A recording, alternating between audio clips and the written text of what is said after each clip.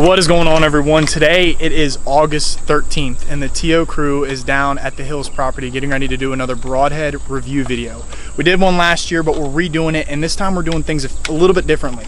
This time we got 3 different brands instead of focusing on one brand, and there's 3 different styles as well. The other thing, we're also going to be shooting at a little bit different target, which I think you guys will enjoy, and then we got a bigger crew. We got Cameron here today, Tyler, and then me. So I hope you guys are ready. Stay tuned.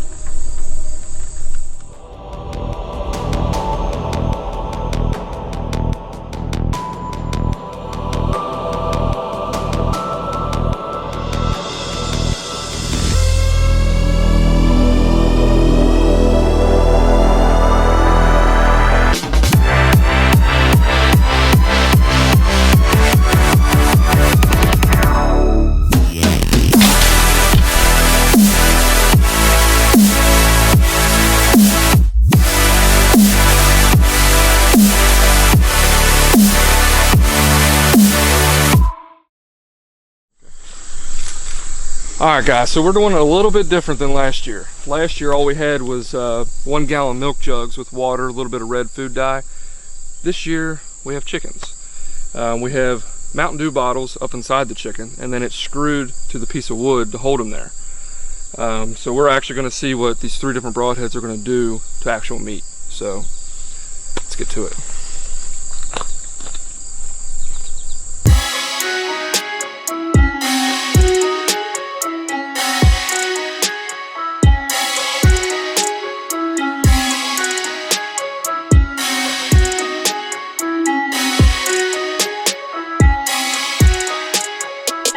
Alright, so first up is the new G5 Striker B2. I think it is an 1.25 inch cut.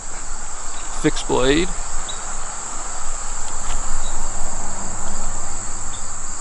Get this thing on here real quick. Alright. Here goes the first chicken.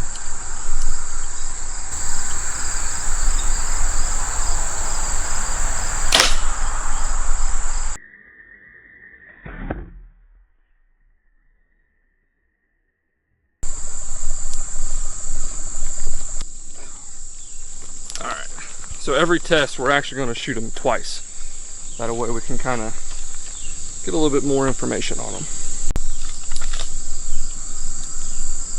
Ready? Hit it.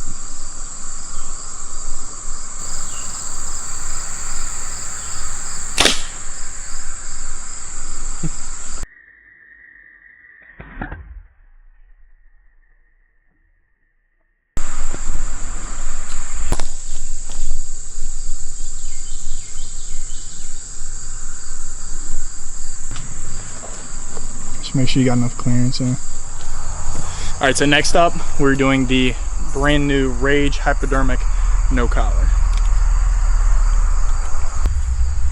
Ready?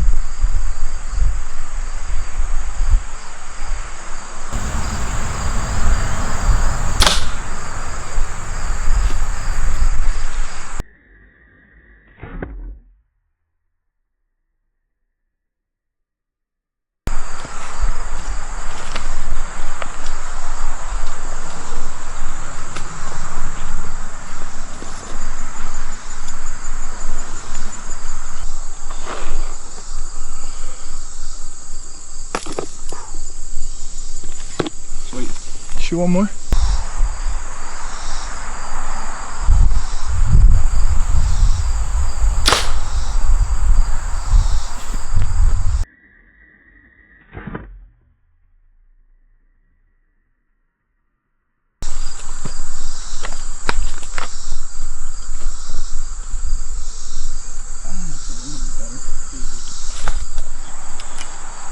Last but not least, we'll be shooting the Muzzy Chocar hybrid.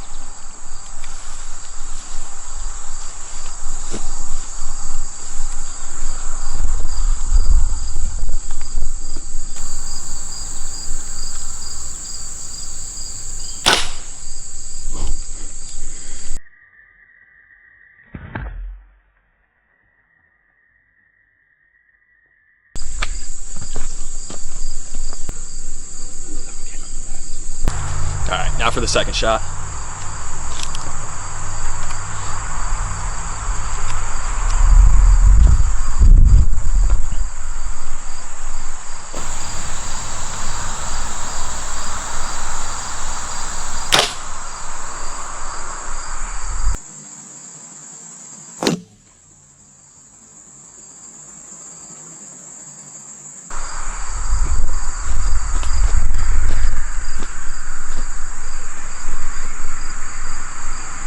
All right, so we brought an extra chicken just in case one of us messed up, and I messed up.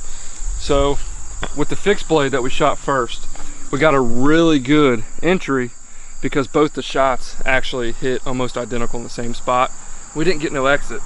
So what I'm gonna do, I'm gonna put this new chicken on here, and then, yeah, see on the back side, we didn't really get anything because it shot so low. So I'm gonna put this one on there and try to shoot a little higher this time. So I'm gonna spin it that leg. That's perfect. Just like that. So I'm gonna try to put one here, area, and here. And hopefully we get a exit shot. That's what I like about a fixed blade. All right. Take two, buddy. Is big guy rolling? All right. So this is the take two on the fixed blade G5. Hopefully I can get it right this time.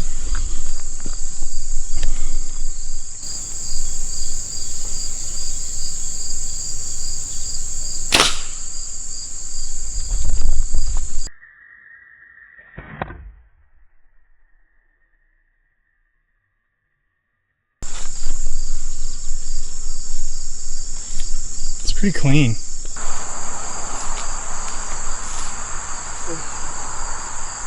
Shot number two. Think I should go high or low? I mean, that's almost dead center. I mean, you want to go high because the exit will be lower in the back.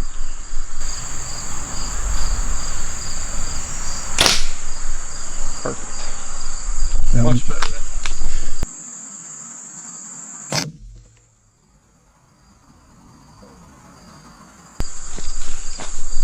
Oh yeah.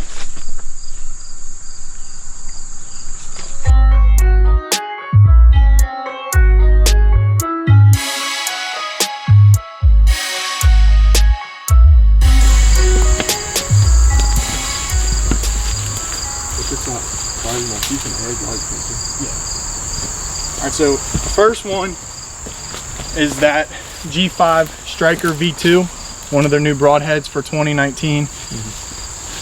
We reshot that one, obviously. Yeah. Tyler kind of already talked about that a little bit. I wanted to reshoot and give them a fair chance because when I shot them the first time, both entries were really close together, and it made it look, in my opinion, a lot worse than it really was. And I knew we needed to reshoot it. Yeah, I think this time you can definitely get a clear representation of what those broadheads actually look like. Yeah. I mean, literally perfect on the skin, which is really, really cool. You got the fat and that muscle kind of coming out just like it would on a deer, except last year we did the jugs and you couldn't really see that, but got a bone going back here and it punched through some pretty thick bone with no issue, and the entry looks pretty fierce, but that's clean. Yeah. So that's the first one. That is the Striker V2. Next up is that Rage hypodermic no collar. Entry and exit on this one wasn't all that nice, but we were able to get both sides of it. Obviously this is the entry side, kind of small. I'm really honestly surprised because the hypodermics that's a broadhead we've used. Yeah, Tripans. I mean, it's generally we see some pretty crazy entry holes out of their broadheads, and these were not too big. Yeah. And then the exit, obviously, the exit looks okay. I mean, exit looks great. Exit cut that thing in half, and that's straight bone right there, and it's split through that with no issue. I mean, you can see the bone sticking out of the exit on that. Yeah. So that's pretty clean.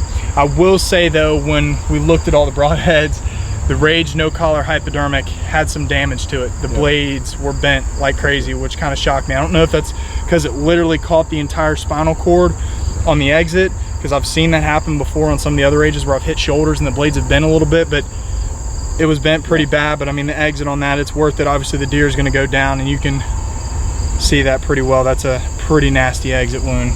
All right, so the last one is the Muzzy Trocar Hybrid. This one's actually pretty nasty. The spots were kind of hit pretty close to one another, but that's still pretty crazy entry hole. And it's a hybrid broadhead, so it's basically got 2 fixed blades and then 2 mechanical broadheads. Almost like it cuts like a fixed blade, but it's got 2 working blades, and that's the entries are pretty close to one another, but you can clearly see the 2 different holes where you've got the X's, and then the exits on those are pretty clean too. I mean, no issues with that whatsoever. There was no damage to those blades either at all. Yeah, I mean, we flipped them back down and there was no problem. Yeah. But on this one, we didn't get into much bone. There is a little bit of bone going down through here. Yeah, on that leg, that might have clipped. It clipped some bone right here because you can see some bone coming out of the wound. Yeah. But not as much as some of the others, but it's still, I don't know, that breastplate right there, it's... Oh yeah, for sure, I didn't even realize that.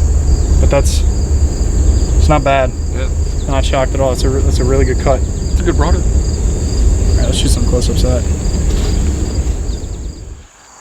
All right, guys, so to sum up this evening's experiment, I think this one went a lot smoother and a lot better than some of the ones that we've done in the past.